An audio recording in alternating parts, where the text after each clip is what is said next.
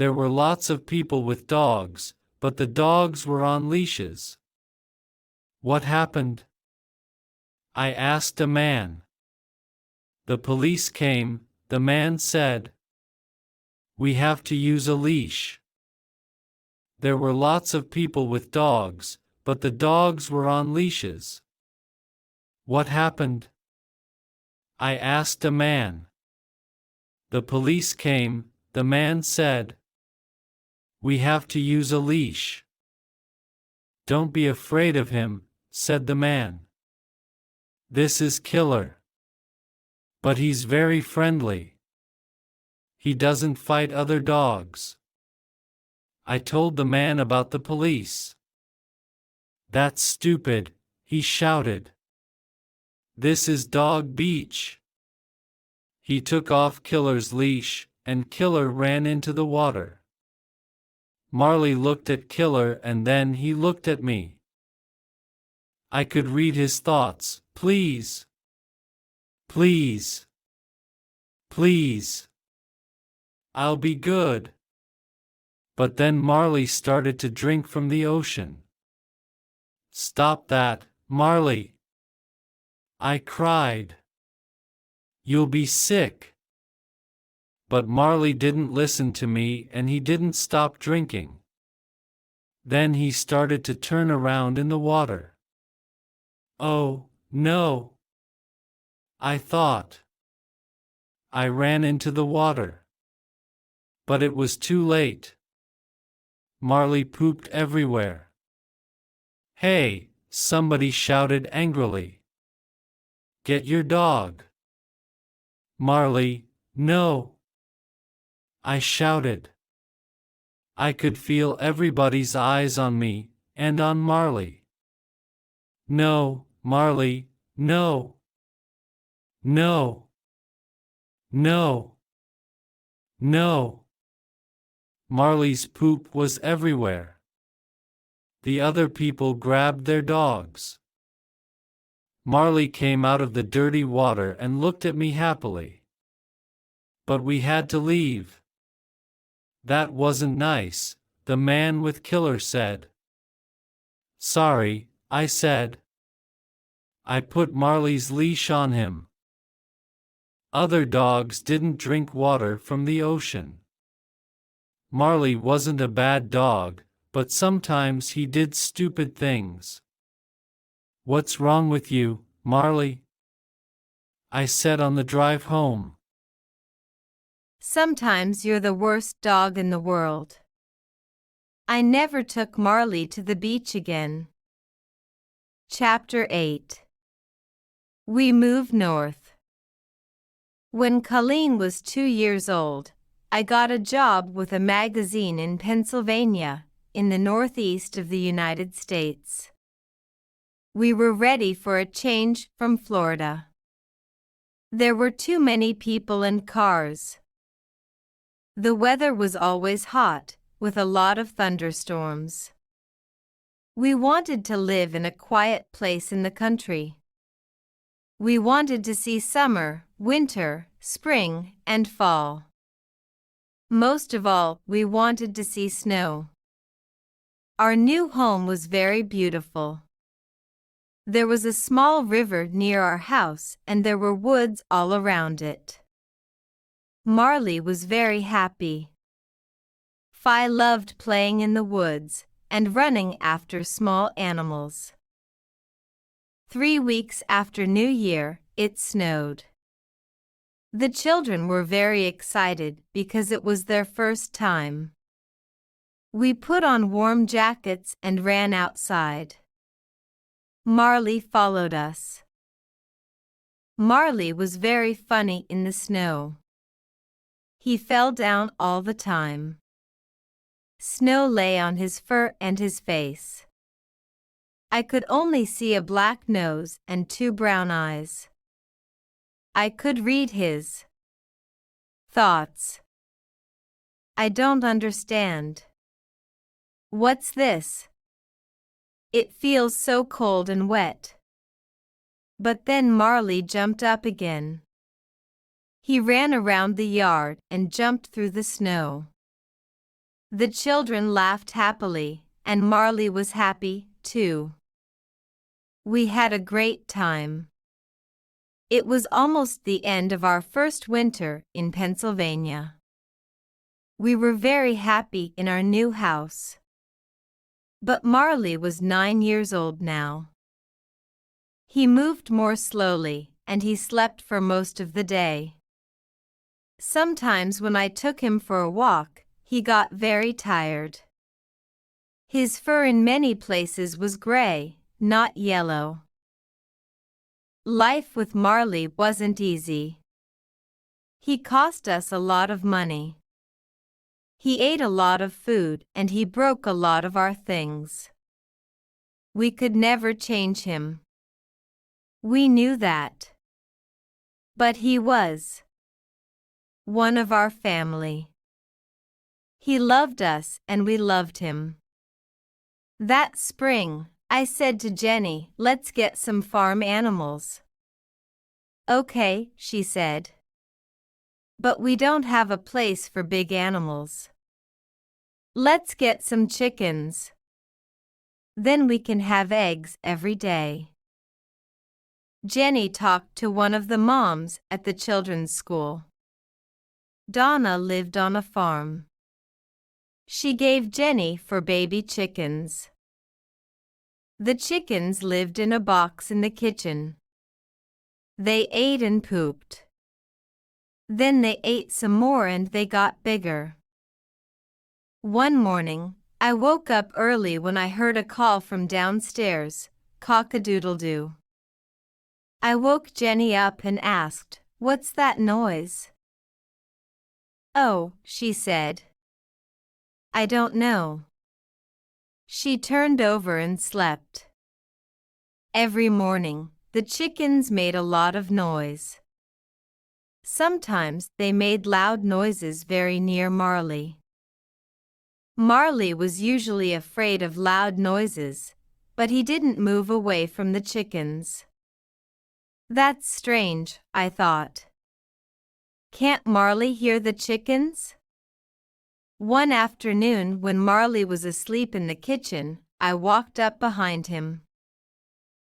"Marley," I said. But Marley didn't move. "Marley," I said again. Nothing. "Marley," I shouted. Marley turned. He stood up and wagged his tail. Oh, no, I thought. Marley can't hear. But Marley could hear some things. When we put food in his bowl, he always heard the sound of his dinner. He ran in from the next room. Marley was always hungry. He ate 4 big bowls of dog food every day, and he also ate our food. Labradors are big dogs, and Marley was a very large Labrador. But he never got fat. One day I came home from work early, and I went into the kitchen. Marley was there. He didn't see me, and he didn't hear me. There was a sandwich on the kitchen table. Marley stood up and put his paws on the table. Then he ate the sandwich. "What are you doing, Marley?" I asked. "You are a bad dog." But he didn't hear me. He ate the sandwich happily. I put my hand on Marley's fur and he jumped. When he saw me, he lay down on the floor. He looked up at me and I started to laugh. I couldn't be angry with Marley. He was old now and he couldn't hear. I couldn't change him. The chickens weren't afraid of Marley and he never tried to catch them. They walked around the yard and Marley went with them. Chapter 9. Marley gets older. Jenny and I had a good life. Our children were young. We felt young, too. But when we looked at Marley, we saw many changes. The years went past, and he was 12 years old. By this time, he couldn't hear anything. His fur was gray. His teeth were brown. Late one night, I took Marley outside for his walk before bed. It was winter and there was a cold rain. I went back into the house for my jacket. When I came out again, Marley wasn't there. I looked for him everywhere, but I couldn't find him. I went back inside. Then I walked upstairs and woke up Jenny.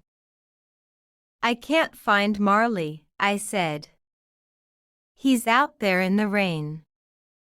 Jenny pulled on her jeans and shoes, and we went outside again. I walked slowly through the woods and called for Marley. Jenny went a different way. We were very wet and cold. "Let's go home and get warm," I said. "I'll get the car and come out again." We walked back to our house. Suddenly, we saw Marley. He stood outside the house, out of the rain. When he saw us, he was very happy. I felt angry with him, but then I was happy, too. I brought him inside and dried him. Marley was very tired. He went to sleep and woke up at noon the next day. Marley couldn't see well now. His fur started to fall out, too. Jenny cleaned the house every day, but his hairs were everywhere. But Marley's biggest problem was his hips. They hurt him a lot and he couldn't move quickly. He couldn't climb the stairs easily. But he tried to follow us everywhere. Marley had good days and bad days. One spring evening, I took him for a short walk around the yard. The night was cold and there was a light wind. I ran and Marley ran with me. "Marley," I said, "you're a puppy again." We ran back to the house. There were 2 small stairs in front of the door. When Marley tried to climb the stairs, he fell down. He lay on the stairs and looked sadly up at me. Marley was too heavy for me. I couldn't carry him, so I had to push him up the stairs. Then he stood up and went into the house. When I looked at Marley, I thought, we only have one life and it can change very quickly. I enjoyed my job on the magazine, but I really wanted to work for a newspaper again. Newspapers were more exciting, and I liked writing about big stories. I also liked getting letters and calls from readers. A friend told me about a job on the Philadelphia Inquirer. This was one of the best newspapers in the United States. I wrote to the newspaper and I got the job. I was very happy. In the summer, Jenny visited her sister in Boston. She took the children with her. I didn't go because I was busy with my new job. Every day, I was away from home for 10 or 12 hours, so we took Marley to a vacation home for dogs. Some days later, an animal doctor called me from the home. "I'm sorry," she said, "but Marley's very sick." When he saw the other dogs, he got very excited. He ate his food too quickly. Then he had a bad problem with his stomach and he almost died. He's a little better now, but it will happen again. Oh, I said. What are you saying? Do you want us to help end Marley's life? She said. I'm sorry. Oh, I said. I couldn't think. I have to talk to my wife. I called Jenny in Boston and we had a long conversation about Marley. In the end, Jenny said, the doctor's right. We have to do the best thing for Marley. I called the doctor back. Yes, Marley's a very old dog, I said. Life isn't so good for him now. He doesn't have many teeth and he can't hear. His hips hurt him, too. Yes, she said. Maybe we have to put him to sleep. But I'll call you again in an hour. When the doctor called again, she said, Marley's a very sick dog, but he isn't getting worse. The next morning, she called again. We can wait, she said. Marley's eating. You can take him home tomorrow. I was very happy. The next evening, after work, I went to the dog's home. Marley was very thin and weak. I thanked the doctor. Everybody here loves Marley, she said. One of the workers helped me put Marley into the car. Then I drove him home. He couldn't climb the stairs to the bedroom and I didn't want to leave him. So, that night, I put a sleeping bag on the floor and lay down next to him. Tomorrow Jenny and the children are coming back, I said. But tonight, Marley, it's only you and me. I thought about my first night with Marley, when he was a small puppy. That night, he cried for his mother, and then he slept in a box next to my bed. Now, 13 years later, here we were again. I put out my hand and petted him. In the next weeks, Marley got a little better. A lot of the time, he lay on the floor in the family room, asleep in the sun. But one morning, when I was in the bedroom, I heard a noise. Then Connor shouted, "Help!" Marley fell down the stairs. Marley lay at the bottom of the stairs. Jenny and I ran to him. But then he got up and walked away. Marley had a bad fall. I told the children. But he's okay. But Marley was hurt. When I got home from work that evening, he couldn't move. When he saw me, he tried to get up. But he fell down again on the floor. I don't think Marley can go upstairs again, I said. But I was wrong. The next day, I was upstairs at my computer in my bedroom when I heard a sound. I turned around. Marley stood at the bedroom door. Marley, I said. What are you doing here? I went to him and petted him. Then I looked into his eyes. Marley, I said, you're going to tell me when it's time, right? Chapter 10. A Great Dog. Winter arrived early that year. The children waited for the snow. Can Marley live through another winter? I thought. Jenny and I took the children to Disney World in Florida. It was their first Christmas away from home and they were very excited. Jenny took Marley to the animal doctor's office. They gave him a home there and watched him carefully. We had a great family vacation. But on the way home, somebody called us from the doctor's office. "Marley's very tired," she said, "and his hips are really hurting him." The next day, Jenny went for Marley. He got out of the car, but he couldn't walk into the house. He lay on the ground outside. Jenny called me at work. "I can't get Marley inside," she said.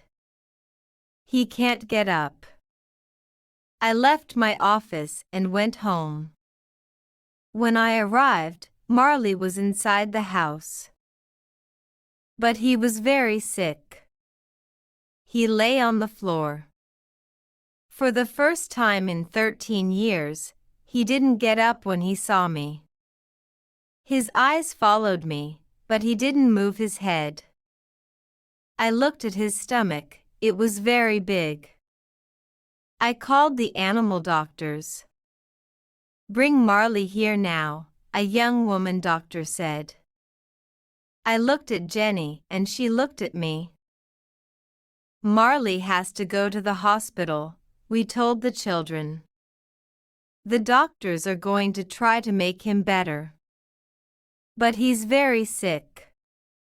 With Jenny's help, I put Marley into the back of the car. He lay on the floor. I petted his head. "Oh, Marley," I said again and again.